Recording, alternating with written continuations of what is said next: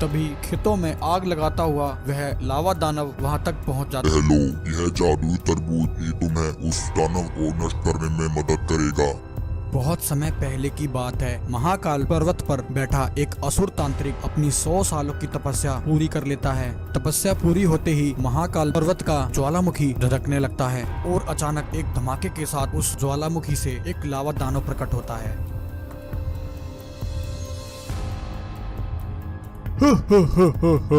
आखिरकार मेरी बरसों की तपस्या सफल हुई। लावा दानव, जाओ और उस जादुई परी का जादुई पंख मुझे ला कर दो। जो आज्ञा गुरुदेव। यह कहकर लावा दानव वहां से गायब हो जाता है। वहीं दूसरी तरफ गांव में बंटी और चिंटू अपने ट्रैक्टर के साथ खेतों में काम कर रहे होते हैं। बंटी भैया, इतना बड़ा खेत जोतने में तो पूरा दिन ही बीत जाता है। हाँ चिंटू भैया, अगर हमारे पास एक और ट्रैक्टर होता तो हम दोनों मिलकर काम जल्दी ही निपटा लेते। पर बंटी भैया, अब एक और ट्रैक्टर कहाँ से लाएं? तभी खेतों में काम कर रहे गांव के कुछ लोग बंटी और चिंटू की तरफ दौड़ते हुए आते हैं। बंटी भैया, जल्दी यहाँ से भागो। अरे पर हुआ क्या है? तुम सब लोग इतना क्यों भाग रहे हो? बंटी भैया, हमारे खेतों में एक शैतान दानव घुस आया है। वह दानव सारी फसल बर्बाद कर रहा है और इसी ओर आ रहा है। अरे भैया, यह तुम कैसी पागलों जैसी बातें कर रहे हो? दानव वानव कुछ नहीं होता। भैया, तुम्हें मरना है तो मरो, हमें तो अपनी जान प्यारी है। चलो भाइयों, भागो यहाँ से, वरना हम सब मारे जाएंगे।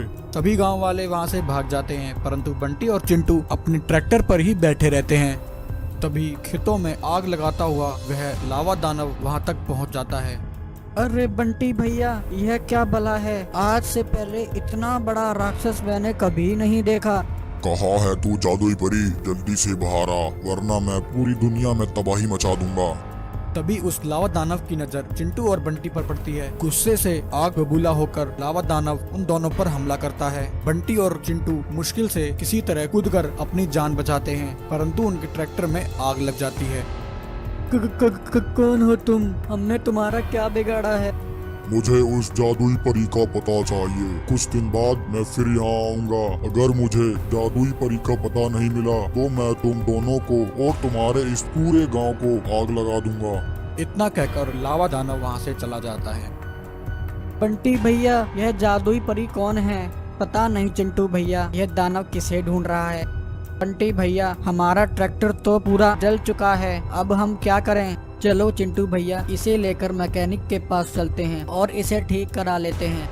और वह दोनों उस ट्रैक्टर को एक ट्रक में रखकर सुरेश मैकेनिक के पास ले जाते हैं। सुरेश भैया, इस बार इसे ऐसा बनाना कि यह कभी ना खराब हो।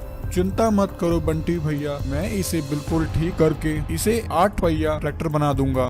बंटी भैया, उस जादुई परी का क्या करें? उस दानव ने वापस आने की धमकी दी है। चिंटू भैया, मेरे ख्याल से हमें साधु बाबा के पास चलना चाहिए। अब तो वही हमें इस मुसीबत से बचा सकते हैं। और वे दोनों साधु बाबा के पास पहुंच जाते हैं। बाबा जी, हमारी मदद कीजिए, हम एक मुसीबत में पड़ गए हैं। कल एक विशाल लावा दानव अचानक से हमारे खेतों में घुस आया और हमारी सारी फसलें बर्बाद कर दी। वह किसी जादुई परी को ढूंढ रहा था। उसने हमें धमकी दी है कि वह कुछ दिन बाद दोबारा गांव में आएगा। बाबा जी, आप ही बताइए, वह जादुई परी कौन है? बच्चों, जादुई परी कोई आम इंसान नहीं है। वह सुंदरवन के जंगलों की राजकुमारी है। परंतु साधु बाबा, हम तो कई बार जंगल में गए हैं, हमें तो वहाँ कोई परी दिखाई नहीं दी। बच्चों, जादुई परी जंगल में अपनी जादुई दुनिया में रहती है। वह हर किसी को दिखाई नहीं देती। बाबा जी, अब हम उस जादुई परी तक कैसे पहुँचेंगे? बच्चों, यह नारियल तुम अपने साथ ले जाओ। जादुई परी का पता पाते ही यह जादुई नारियल चमक उठेगा। तुम इस नारियल को हवा में उछाल देना, तुम्हें वह जादुई दरवाजा दिखाई दे जाएगा।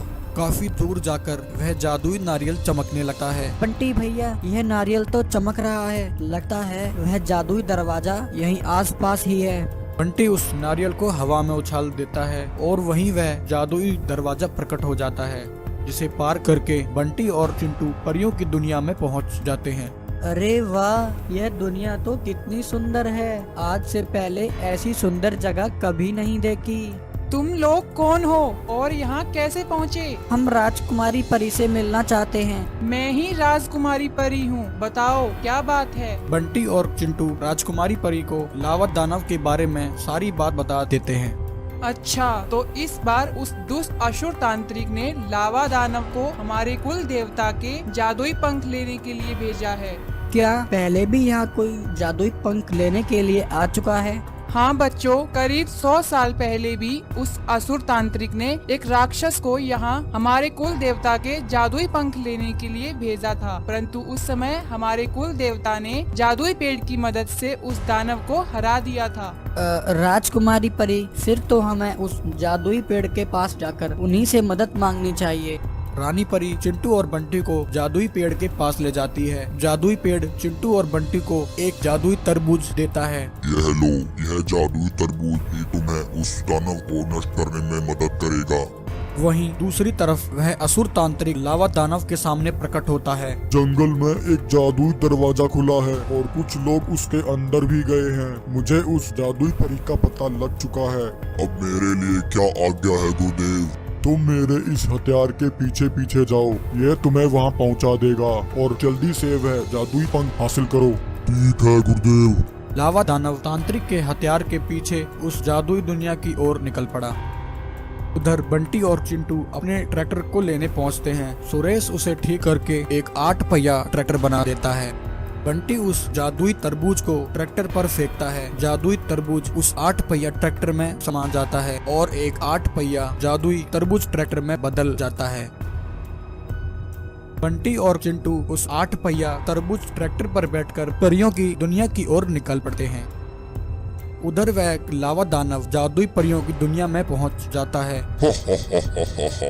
मूर्ख परी, चुपचाप मुझे वह जादुई पंख दे दे, वरना मैं तेरी इस जादुई दुनिया को नष्ट कर दूंगा। मूर्ख दानव, वह जादुई पंख तुझे कभी नहीं मिलेंगे, चाहे मेरी जान ही क्यों न चली जाए। यह सुनकर लावा दानव राजकुमारी परी पर हमला करता है। रानी परी भी बदले में अपनी पूरी शक्ति से उस पर हमला करती है, लेकिन लावा दानव के एक प्रहार से राजकुमारी परी घायल होकर नीचे गिर जाती है। तभी चिंटू और बंटी वहां आ जाते हैं। लावा दानव उन्हें देखकर आग बबूला होकर उन पर हमला करता है, परंतु जादुई तरबूज की शक्ति से उन्हें कुछ नहीं होता। भैया, यह लावा दानव बहुत आग उगल रहा है, चलो इसे थोड़ा ठंडा कर देते हैं। वह लावा दानव पर पानी की बौछार करते हैं। जादुई तरबूज के उस पानी से लावा दानव की आग बुझ जाती है और वह वहीं भस्म हो जाता है। जादुई परी चिंटू और बंटी का धन्यवाद करती है और उन्हें बदले में ढेर सारा खजाना देती है। चुड़ैलपुर में हाहाकार मच जाती है। जो भी चुड़ैल उन डायनों को रोकने की कोशिश करती है, वह डायनें उसे भी मार देती हैं। बहुत समय पहले की कहानी है। चुड़ैलपुर में कुछ चुड़ैलें बच्चों को जन्म देती हैं। चुड़ैलपुर में चारों तरफ खुशी का माहौल होता है। मुबारक हो चुड़ैलपुर की चुड़ैलों, आने वाले समय में हमारी औलादें चुड़ैलपुर का नाम रोशन करेंगी और इस धरती लोक पर सिर्फ चुड़ैलों का ही राज होगा। चुड़ैलपुर की महारानी रानी चुड़ैल भी बच्चों को आशीर्वाद देने आती है। मेरी बहनों, हमें ऐसे ही अपनी शक्तियाँ बढ़ाते रहना है। एक दिन हम चुड़ैलें इस ब्रह्मांड पर राज करेंगी। वहीं एक डायन चुपके से चुड़ैलों की बातें सुन रही होती है।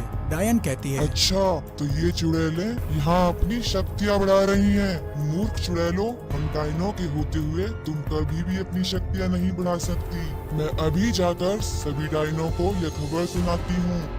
और डायनपुर जाकर वहाँ की सभी डायनों को यह बात बता देती है। एक डायन कहती है, बहनों, ये चुड़ैलें अंदर ही अंदर अपनी शक्तियाँ बढ़ा रही हैं। अगर ये ऐसे ही अपनी तादाद बढ़ाती रही तो इस धरती लोक पर शिकार की कमी हो जाएगी और हम डायने तो भूखी ही मर जाएंगी। चलो हम चुड़ैल लोक पर इसी समय आक्रमण कर देते हैं और इनसे चुड़ैल लोक खाली करवा लेते हैं। ऐसा कहकर वह सभी डायनें चुड़ैलपुर पर हमला करने के लिए निकल पड़ती हैं और चुड़ैलपुर पहुंचकर चुड़ैलों के बच्चों को मारकर खाने लगती हैं। चुड़ैलपुर में हाहाकार मच जाती है। जो भी चुड़ैल उन डायनों को रोकने की कोशिश करती है, वह डायनें उसे भी मार देती हैं और उनके कई बच्चों को उठाकर ले जाती हैं। वहीं डायनों के आतंक से परेशान होकर चुड़ैलपुर की चुड़ैलें रानी चुड़ैल के पास इकट्ठी हो जाती हैं। चिंता मत करो मेरी बहनों, हम उन डायनों से अपना बदला अवश्य लेंगे। ये डायने कई वर्षों से ऐसे ही हमारे बच्चों को मारकर खाती आ रही हैं, परंतु अब समय आ गया है कि हम चुड़ैलें मिलकर इनका सामना करें। चुड़ैलपुर की रानी उन डायनों को मारने के लिए 2 चुड़ैलों को भेजती है, परंतु वह डायने उन दोनों चुड़ैलों को भी मारकर भगा देती हैं। चुड़ैलों की रानी, ये डायने तो बहुत ही शक्तिशाली हैं, हम इस प्रकार इन्हें नहीं मार सकते। वहीं एक मैचस्टिक्स वाली चुड़ैल की बेटी चुड़ैलों की बातें सुनकर रानी चुड़ैल के पास आती है और कहती है, चुड़ैल माँ, हम सारी चुड़ैलें मिलकर भी इन डायनों को नहीं हरा सकती। इन्हें खत्म करने के लिए मेरे पास एक उपाय है। इन डायनों की कमजोरी हमारे बच्चे हैं। हम इन डायनों को इन्हीं के जाल में फंसाएंगे। चुड़ैलपुर की सभी चुड़ैलें चुड़ैल की बेटी के योजना अनुसार ही काम करती हैं। वह कुछ नकली बच्चे बनाकर माचिस के ऊपर रख देती हैं और उन डायनों के आने का इंतजार करती हैं। क्योंकि वे सभी डायने बच्चों की भूखी होती हैं। चुड़ैल के बच्चों को देखकर डायनों के मुंह में पानी आ जाता है। वह सभी डायने चुड़ैलों के बच्चों को खाने के लिए माचिस के अंदर चली जाती हैं। चुड़ैल की बेटी को तो इसी मौके की ही तलाश थी। चुड़ैल की बेटी उन सभी माचिसों को आग लगा देती है। वह सभी डायने उस माचिस के अंदर कैद हो जाती हैं और वहीं जलकर भस्म हो जाती हैं।